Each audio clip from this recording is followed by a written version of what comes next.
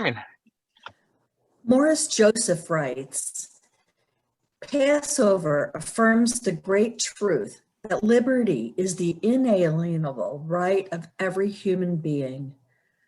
Let us bless the source of our lives, the source of all life, inspiring us to become holy through the performance of good deeds as we kindle the light.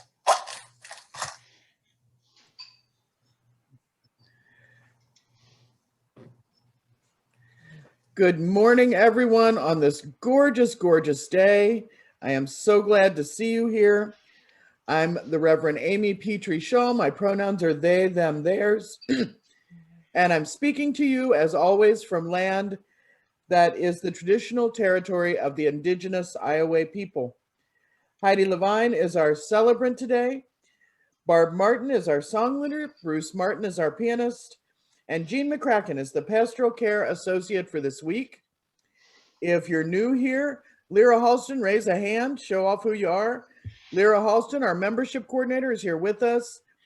And she is going to put an email in the chat. So if you'd like more information about First Unitarian Church, please contact her.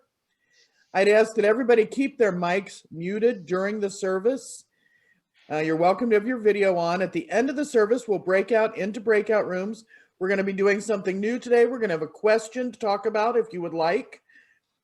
So at the end, you can turn on your mics, you can turn on your cameras, go into your breakout rooms, and we've got a cool question for you to talk about. We're going to open today with words that have been adapted from a traditional Passover service.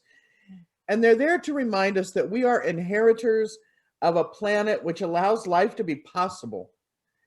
As human beings, we're called to share generously because we didn't create this life. We just ended up on the planet that makes life happen. So here are these words to think about. Blessed are you, sacred mystery, which has kept us in life, sustained us, and brought us to this season of joy. Boy, that sounds good after a year of COVID. Bless whatever has gotten us to this point. Bless you, O source of our lives, of all life. Blessed are you that creates the fruit of the vine. What's that mean? It means bless nature. Wow, you made it through. You made it through a rough year, but nature came through for us. It's still going on. We give praise to you, Spirit of life, who creates the fruit of the earth. Allow us always not to close our doors and revel in what we have, but to open ourselves wide and give freely, saying together, all who are hungry, let them come and eat. All who are in need, let them come and celebrate. What an amazing thought to start our day off. So welcome, and I'm glad we're all here to celebrate together. Welcome to the First Unitarian Church of Des Moines. I'm Heidi Levine. My pronouns are she, her, and hers, and it is my joy to serve as celebrant for this morning's service. We are so happy to have you with us, whether you are in the Des Moines area or far, whether or not you have physically been at First Unitarian. Whoever you are and wherever you are, we hope that you find here thoughts which will challenge you, welcome, which invites you into community, and people to accompany you as you journey through life. Our gathering song this morning is number 358, Rank by Rank, Again We Stand. The words will be copied in the chat screen. Please keep your mics muted and simply sing along as you wish.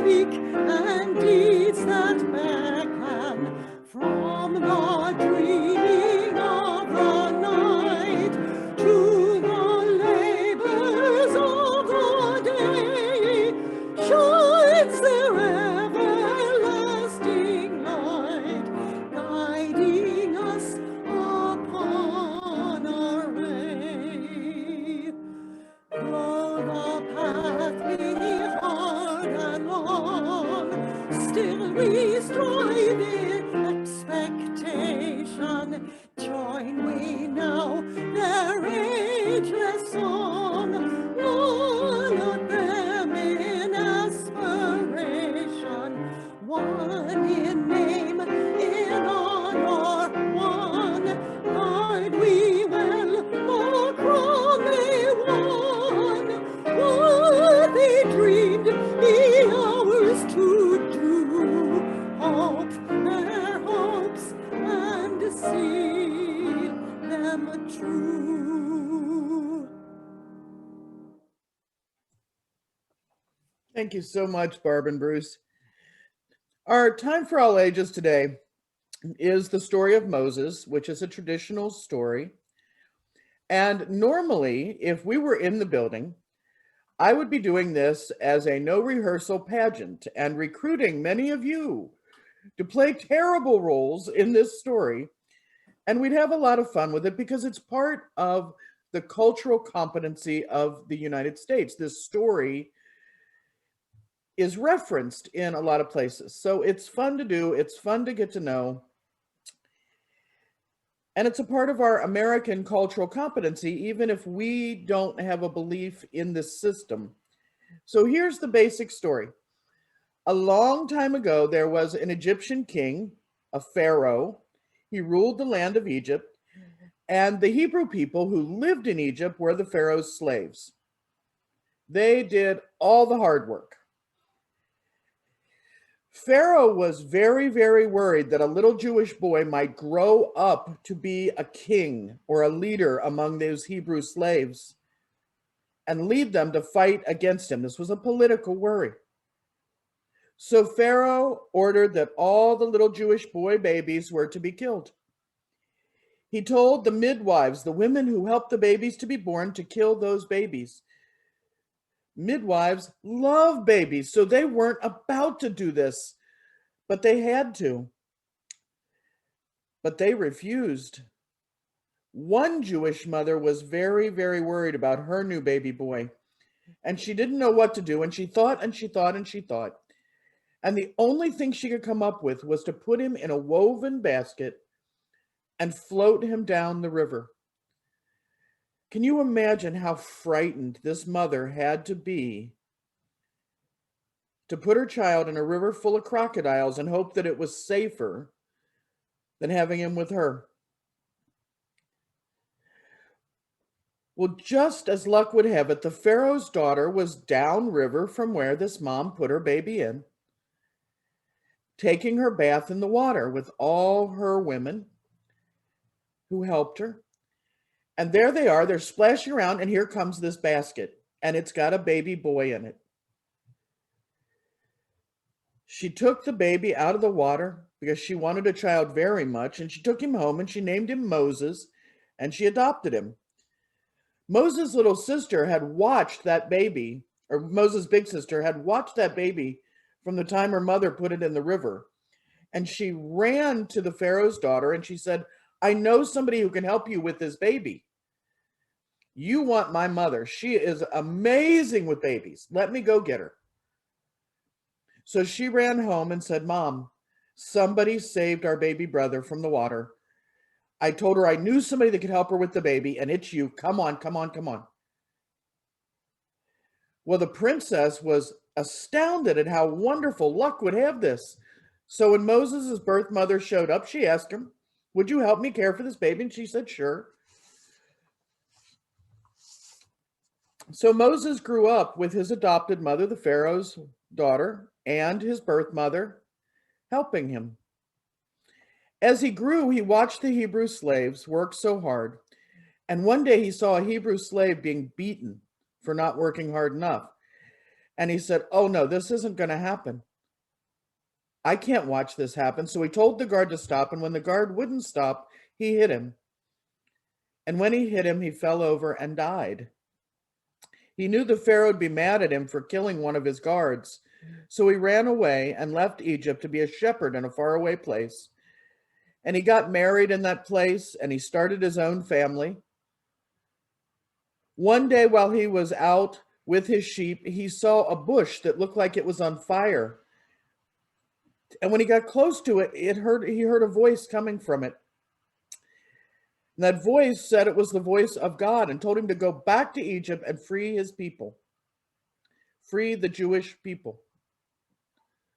Moses knew that slavery was wrong. He believed what God said, that they were his people, so there he went back to Egypt. When he got there, he found his birth brother, Aaron, and found out that the Pharaoh had died and a new Pharaoh was in charge. And so he went to the Pharaoh and said, "Let my people go." Well, the Pharaoh didn't want any part of it, so he said, "No, Moses." Now, according to the Jewish Bible, God was mad at the Pharaoh. And Moses warned the Pharaoh if he didn't let the people go, terrible things would happen. And over, God gave Pharaoh a chance to be kind. And every time the Pharaoh said, "No, Moses." So bad things started to happen. The river Nile turned red as blood, and the Pharaoh said no. Frogs appeared all over the place, and still the Pharaoh said no. Bugs infested the people and made them itch, and the Pharaoh said no. Flies came and ate the food, and the Pharaoh said no. Cattle got sick and died, and guess what the Pharaoh said? The Pharaoh said no. Storms came with hail and thunder, grasshoppers and locusts. The sun didn't shine, and still the Pharaoh said no. And finally, Moses said, "If you don't let us go, the firstborn child in the families will die." And Jewish families painted a mark on their door so that the curse would pass over their homes. That's why we call this Passover.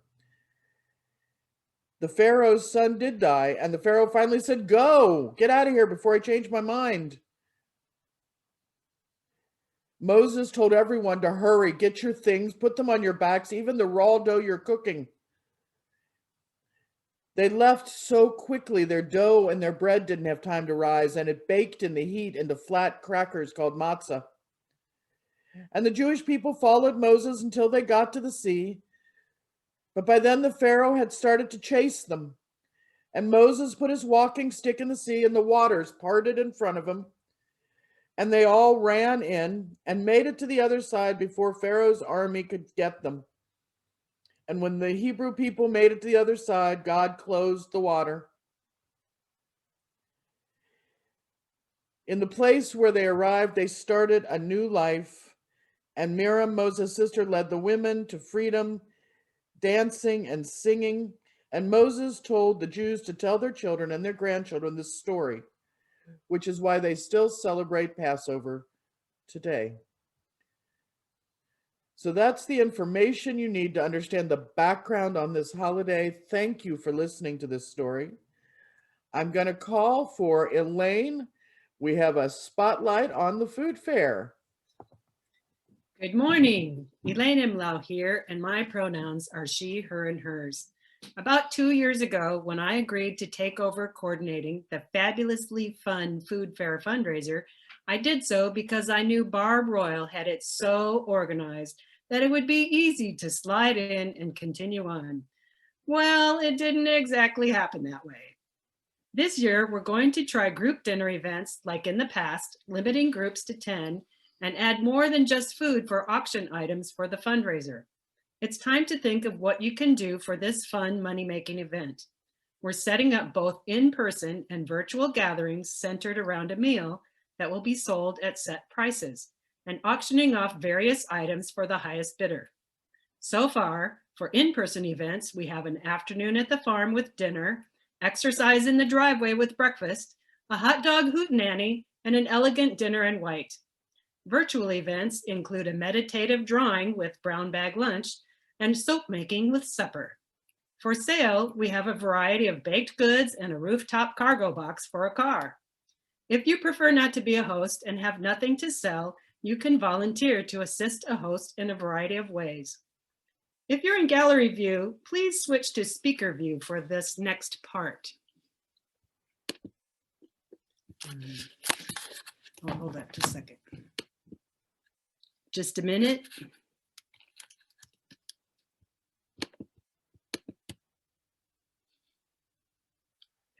Okay. this one. On the church website homepage on the left, under announcements, find the, oh, I forgot. How do you submit your event or item? How do you volunteer? Let me show you. On the church website homepage on the left, under announcements, find the food fair link. This will take you to a short description of the fundraiser. The click here in blue takes you to a long, detailed explanation of all the ways you can contribute. Please read this carefully and do not, I repeat, do not use the blue Submit Offerings Here link. We have determined that the form is too long to serve our purposes.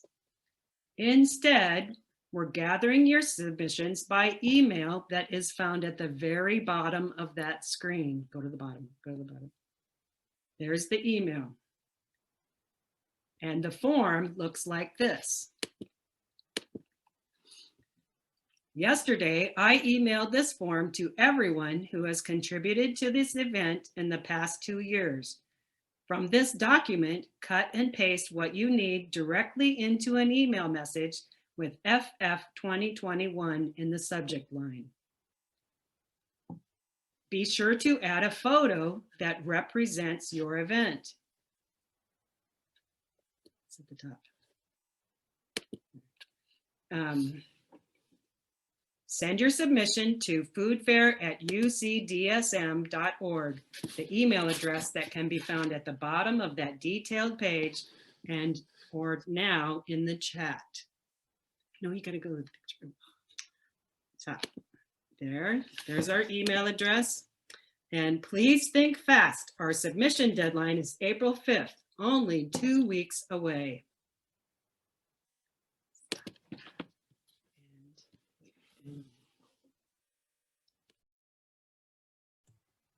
Thank you, Elaine. I think we're all looking forward to being able to be together and to do some of these events. Everybody's welcome, so if you're interested, please consider getting something in.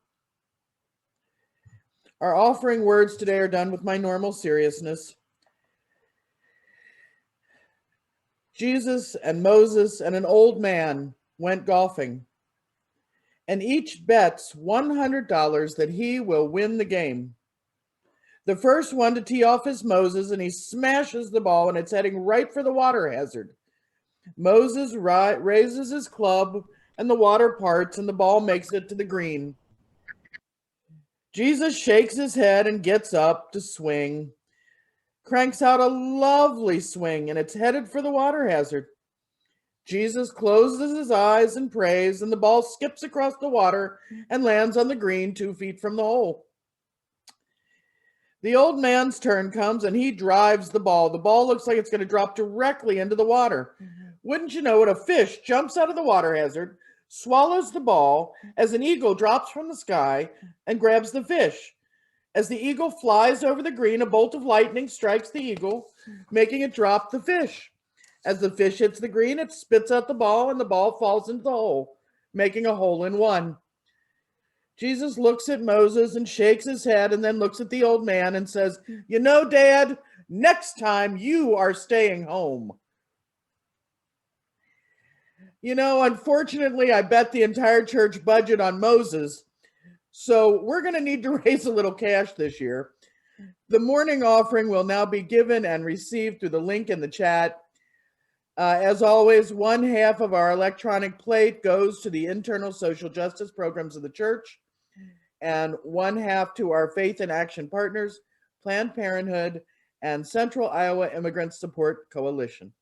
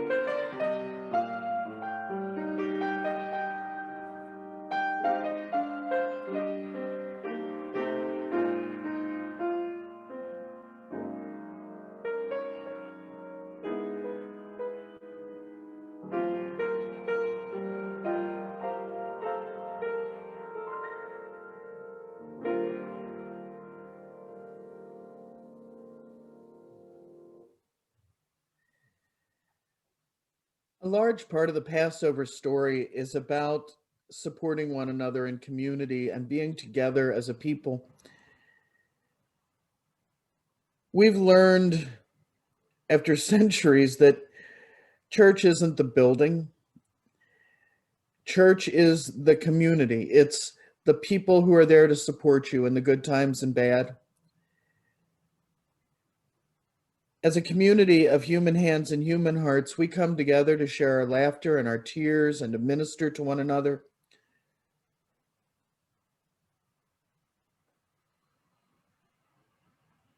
Let's share now the names of anyone we know who could use some special care and attention this week. Please feel free to type names into the chat. May the love of our community hold all that need that special care this week and every week. May the light of our community shine on all the broken places of the world. May the work of our hands and our hearts support and aid and comfort all those who are marginalized somehow. May we never look away when we're needed. May all those who are grieving in our world be comforted. May you be comforted. May all those who are tired find rest. May you find rest this week and every week. May the broken places be healed. May you be healed. And may those who are filled with joy and laughter be abundant. Every week we light 3 real or virtual candles, one for any joys and sorrows shared here, one for any name written in our chat screen, and one last candle for all the joys and all the sorrows which we hold deeply in our hearts, but which have remained unspoken here today.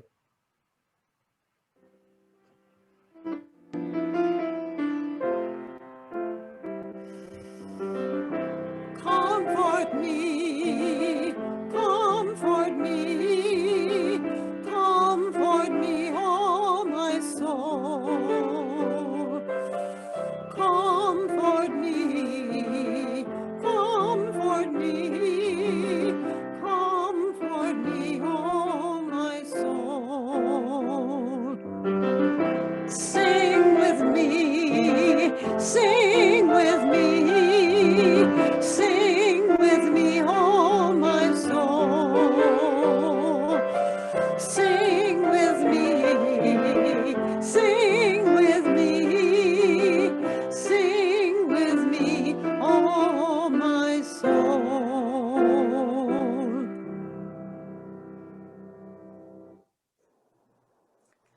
Our first reading is Desert Spring by Victoria E. Safford. They had no idea where they were going when they left that night, in the dark, without lights, without shoes, without bread, their children smothered against them so they would make no noise. They had no idea what they were getting into, following this Moses, this wild-eyed one who claimed visions and made promises, but who, after all, could guarantee them nothing except death if they were caught.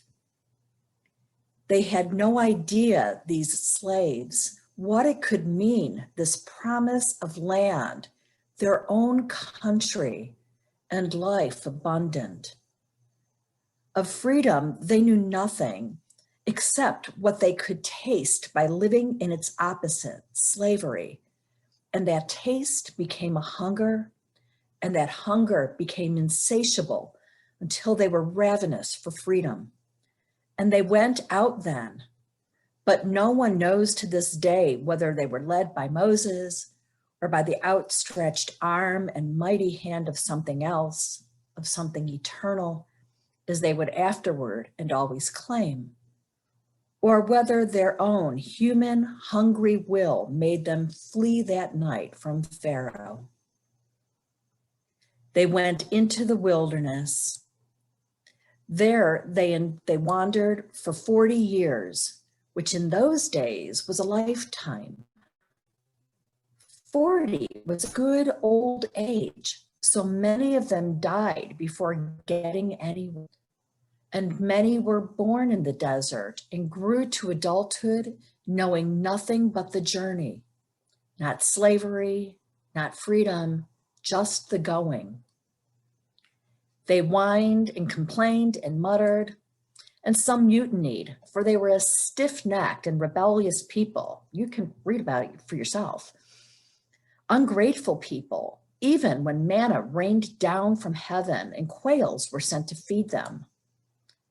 Unhappy people, longing out loud even for the familiar security of Egypt, of all places, where at least they knew what to expect, as awful as it was.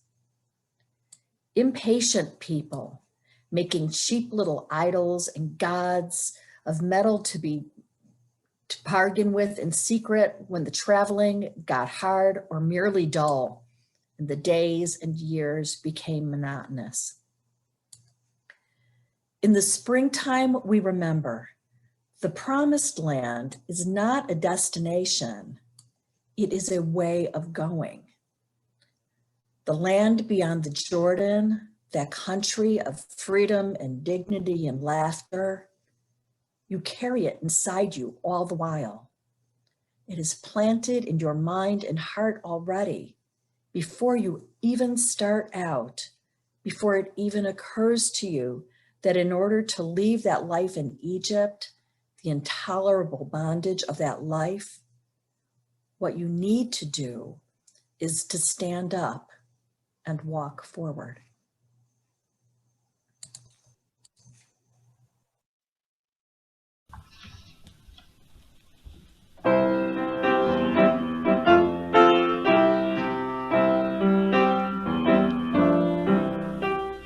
As we travel down this weary road, I'm on here to pick up the story. Bringing strength to carry on our road. I'm on here to pick up the story. Let us please give us courage. I'm on here to pick up the story. Let us please give us courage. I'm on here to pick up the story.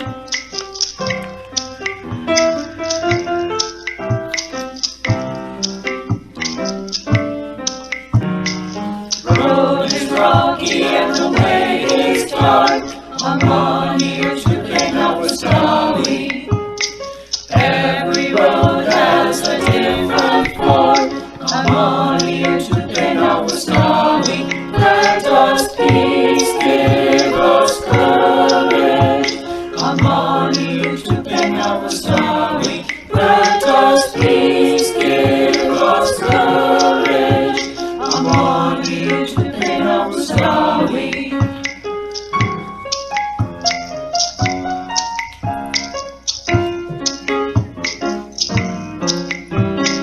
Hallelujah, hallelujah. I'm on here to pick up the story. Hallelujah, hallelujah. I'm on here to pick up the story. Let us please give us courage. I'm on here to pick up the story. Let us please give us courage. I'm on here to pick up the story. Grant us peace, give us courage. I'm on here to pick up the story.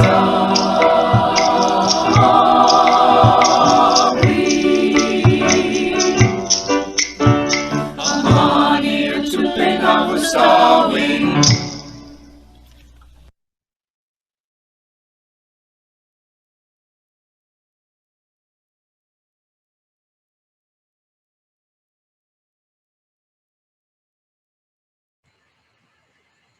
Please join me in a silent moment of meditation or prayer.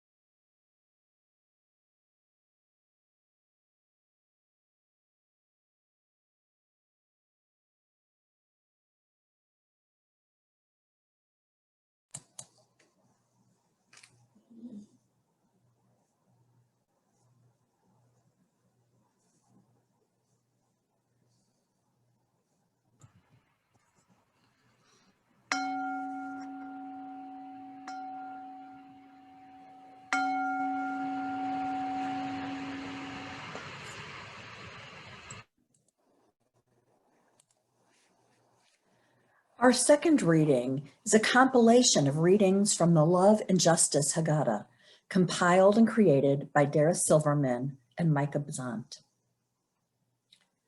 Radiant is the light in the world. Radiant is the light in humanity.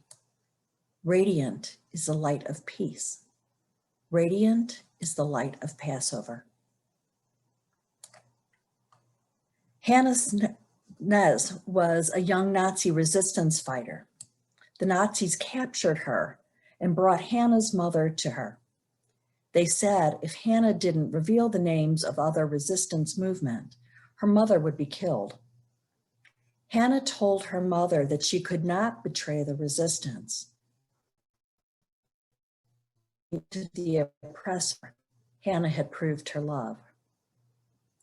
Hannah Zenz was captured, tortured, and put to death at the age of 20. She wrote this poem in prison in Budapest before her execution. Blessed is the match consumed in kindling the flame. Blessed is the flame that burns in the secret fastness of the heart. Blessed is the heart with strength to stop its beating for honor's sake. Blessed is the match in the flame. Rabbi Arthur Waskow said this: "We are the generation that stands between the fires. Behind us, the flame of smoke that rose from Auschwitz and Hiroshima.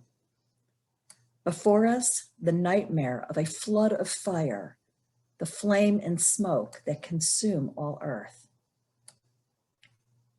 It is our task to make from fire not to end all-consuming blaze, but the light in which we see each other fully. All of us different, all of us bearing one spark. We light these fires to see more clearly that the earth and all who live as part of it are not for burning. We light this fire to see more clearly the rainbow of our many colored faces.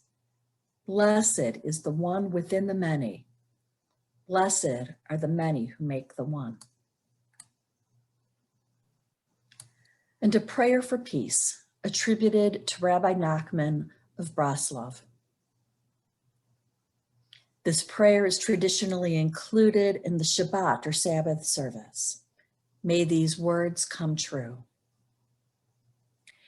May we see the day when war and bloodshed cease, when a great peace will embrace the whole world. Then nation shall not threaten nation, and humankind will not again know war. For all who live on earth shall realize we have not come into being to hate or destroy. We have come into being to praise, to labor, and to love. Compassionate God, bless all the leaders of all the nations with the power of compassion. Fulfill the promise conveyed in Scripture, I will bring peace to the land, and you shall lie down, and no one shall terrify you. I will rid the land of vicious beasts, and it shall not be ravaged by war. Let love and justice flow like a mighty stream. Let peace fill the earth as waters fill the sea. And let us say, Amen.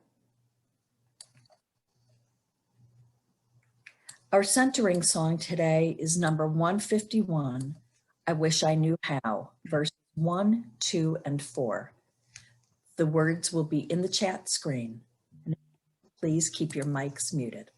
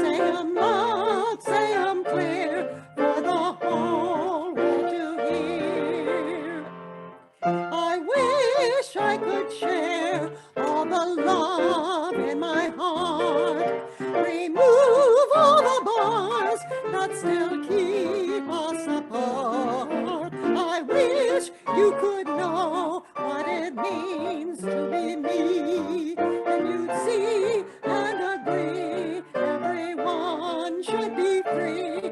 Then you'd see and agree everyone should be free.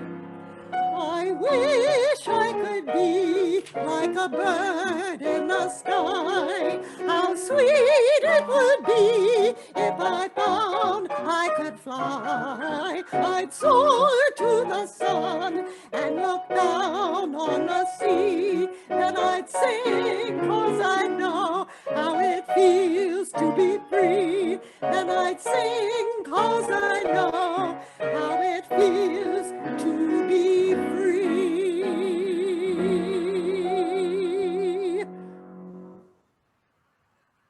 Thank you.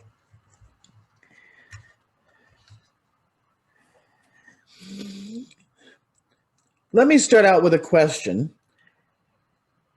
Have any of you ever seen a set of Russian nesting dolls? They call them matrushka. They're the dolls where it's the doll within the doll within the doll, and you pull them apart.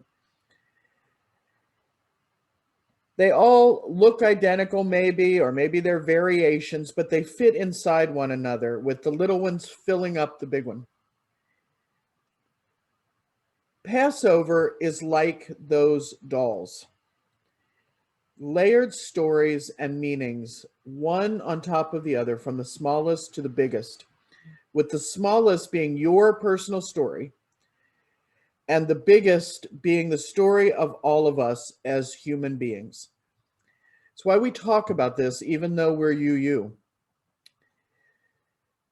So we start with information. Why is this night, this Passover night, different from all other nights?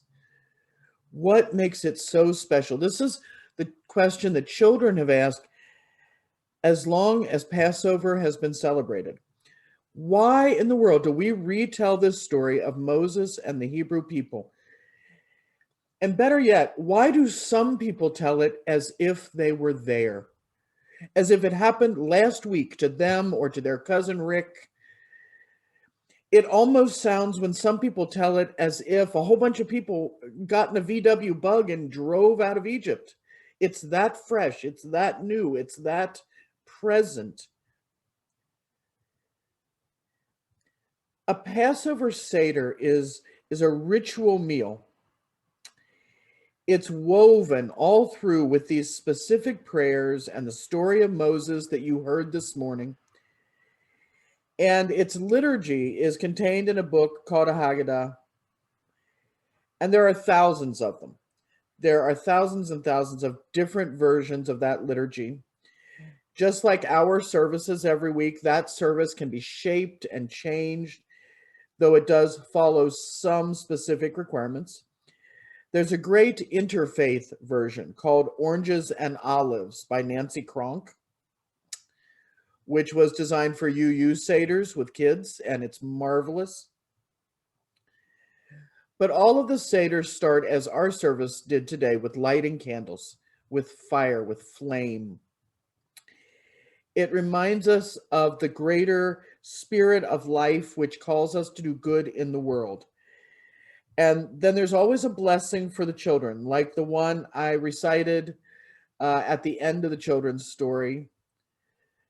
The blessing calls for all of us to dream of a world where children are blessed, where every child is free from oppression and fear, and every kid has the basic necessities they need to grow up to be the person they want to be. That's an amazing blessing to wish on a child. Throughout the years, Passover has been celebrated by various groups coming together as they fight against oppression and injustice. During the Civil Rights Movement, Black, Jewish, white, Native American people had Seders together. A Seder can be meaningful for anyone who has been oppressed or persecuted, or anyone struggling to destroy inequality. The Oranges and Olives Haggadah says this: oppression doesn't always mean slavery or punishment. Sometimes it means discrimination against someone because of the person's race or religion or age, whether or not they own a home, or the people they choose to live with and love. The land, air, and water can become polluted, which is a kind of environmental oppression. Sometimes oppression means that other people don't seem to care enough about problems that hurt people, like AIDS or child abuse. These problems become pharaohs. Sometimes pharaohs are outside of us, and sometimes they're inside of us. Addiction can be a pharaoh. Depression, bad habits, they can feel like a pharaoh. To break the chains of our own slavery, we have to admit that it feels like we're in chains. If you can't see your chains, you can't break them. In telling the Passover story, it's traditional to refer to Egypt as a Mitzrayim, which means narrow place. So the children of Israel went down to a narrow place, and then they were freed and able to move forward and lift up themselves, their God, and their lives. We're talking about a bottleneck. A Mitzrayim is any place where there is a bottleneck created by something in your life. So the first, most intense, most inner level of Passover is us as individuals. We celebrate this holiday and we tell the story because we are in some form of bondage. Now, I know that's a weird word to use. For some of you, you're thinking the only bondage I've heard about in the last 10 years was in 50 Shades of Grey. I get that. How many times have you wanted to do something new or do something different, or to change your life, to change your apartment, to stop eating the same things or only going to the same places, and you just couldn't make yourself do it because it was too risky? You might lose what you had. That's a narrow place. Rabbi Nahum of Chernobyl, a Hasidic rabbi, said this: once upon a time, there was a man who had very little. He struggled and he worked and he studied Torah every day, and his hard work paid off. So he was able to build a home at long last with strong gates against robbers and servants to carry out his business. And when it was finished, he moved his workbench and his bed to the rooftop so he could enjoy the beautiful breeze. And one day he looked down from the rooftop, and way below in the dirt in front of the gate, he saw something shiny. He thought he saw a glimmer, but he said to himself, if I should go down while my servants are all in town and open my gates wide, I could be grabbed by robbers. It's nothing but the sun shining off a little speck of mica in the sand. I won't worry about it. So he never went down. And when the servants returned, their feet trampled that place. And the large and perfect stone which he had seen, which would have been worth 10 times the value of his house, was pushed down into the mud, never to be found.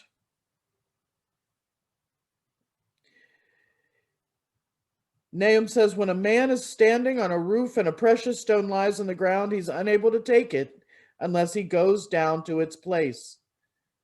What's that mean? It means sometimes you have to risk. Sometimes you have to walk away.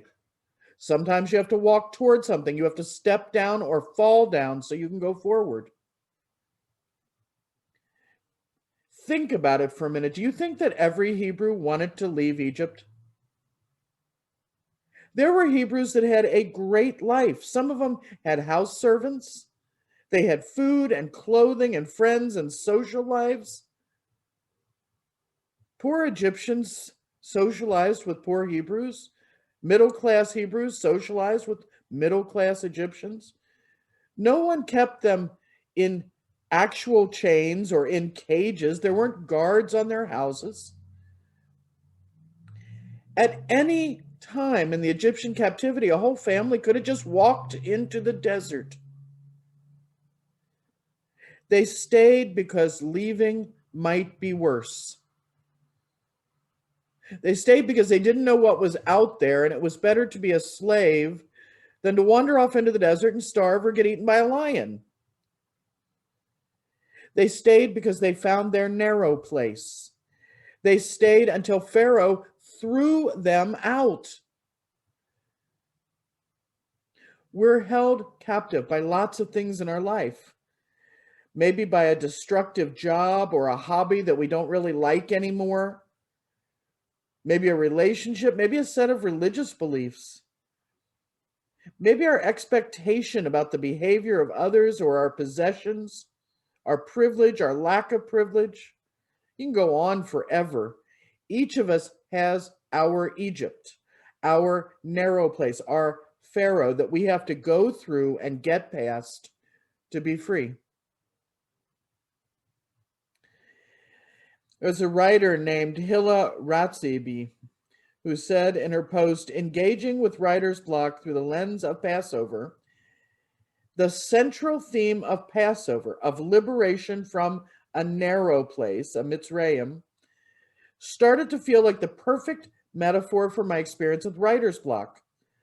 Hasidic teachings on Passover emphasize we all experience a personal Mitzrayim, a place of constriction from which we must be liberated. One teaching argues that going down to Mitzrayim is a requirement for spiritual uplift. And we just heard the quote, when a man is standing upon a roof and a precious stone lies in the ground, he's unable to take it unless he goes down to its place. So Rabbi Nahum connects this to Mitzrayim, the narrow place to which the Israelites had descended in order to lift up the Torah. So in order to lift up my own holy letters, I must experience the pain and constriction which comes with the writing process. Only then can I find freedom in my writing and be creatively reborn. It's a nice idea. So the divine can send plagues, life can send plagues, or part the sea. But if you refuse to move through the narrow place, to walk away from Egypt, you're still going to be standing there when the waves come back together. No God is going to drag you by the hair. No spirit of life is going to get behind you and push. This is why you have legs or wheels. The first level of Passover, the innermost, is a celebration of your own power to walk away from the slavery in your own life.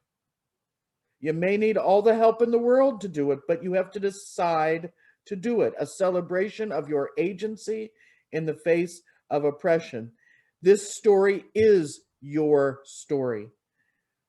Your own personal story. And you have the right to tell it. And here's the question we're going to be talking about in our breakout rooms. How do you feel about your narrow place? Whether or not you identify it publicly, are you embracing your own narrow place? Where do you have to come down and squeeze through in order to be free? That next level of Passover is the story of oppression in the world. It's the bigger doll. It surrounds the first.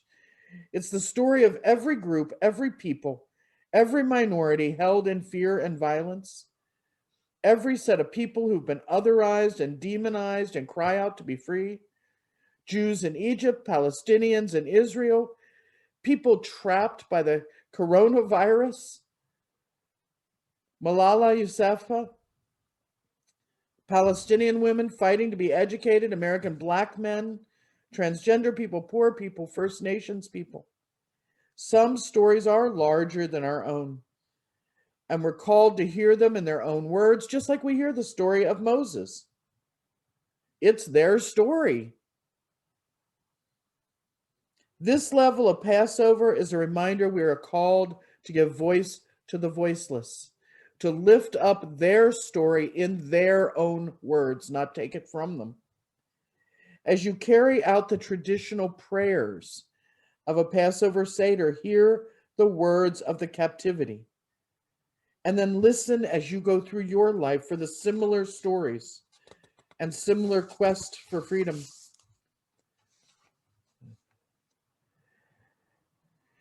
Passover is a reminder that we are all human. And the last level of Passover, the biggest doll in our nesting dolls, is the story of humanity. We're all held by one spirit of life, one humanity. We eat the bitter, we drink the sweet. We all love the joy of gifts and fear the loss of things we care about. We're all children of a human covenant with the same human frailties. We're all born and we all die. We are not alone. Find a Passover liturgy that you enjoy, one whose style suits you and your family. Read it by yourself. Plan a dinner with family or friends. Read the stories together. Say the prayers. Sing the songs, even if you do it terribly. If you're lucky enough and Jewish friends invite you to their Seder, go. You have a right to be there. It's your story too. Come down from the roof, take up the precious stone, squeeze through the narrow place. Walk through the sea while the waters rolled back. And I won't say amen because we are not done. The work of justice is ours. The story is ours. So what I will say to you is the traditional words. Next year in Jerusalem. Next year, may the struggle end. Next year, may we all be free. Next year, may we be able to meet in peace in a place we love, in our church, together. Next year in Jerusalem.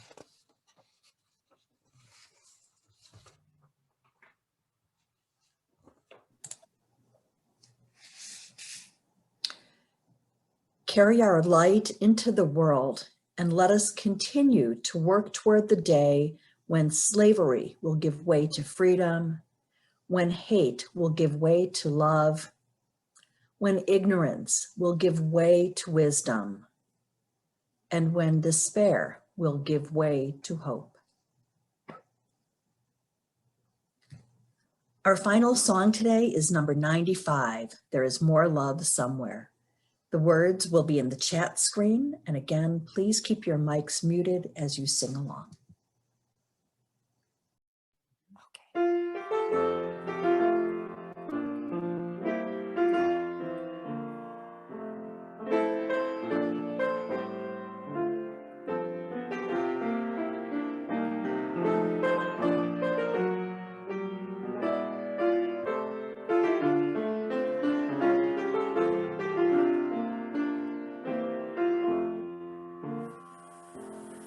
There is more love somewhere.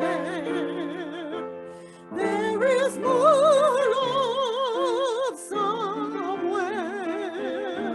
I'm gonna keep on till I find it. There is more love somewhere. There is more hope somewhere. There is more hope somewhere. I'm gonna keep on till I find it. There is more hope somewhere. There is more peace somewhere. There is more peace somewhere. I'm gonna keep on till I find it. There is more peace somewhere.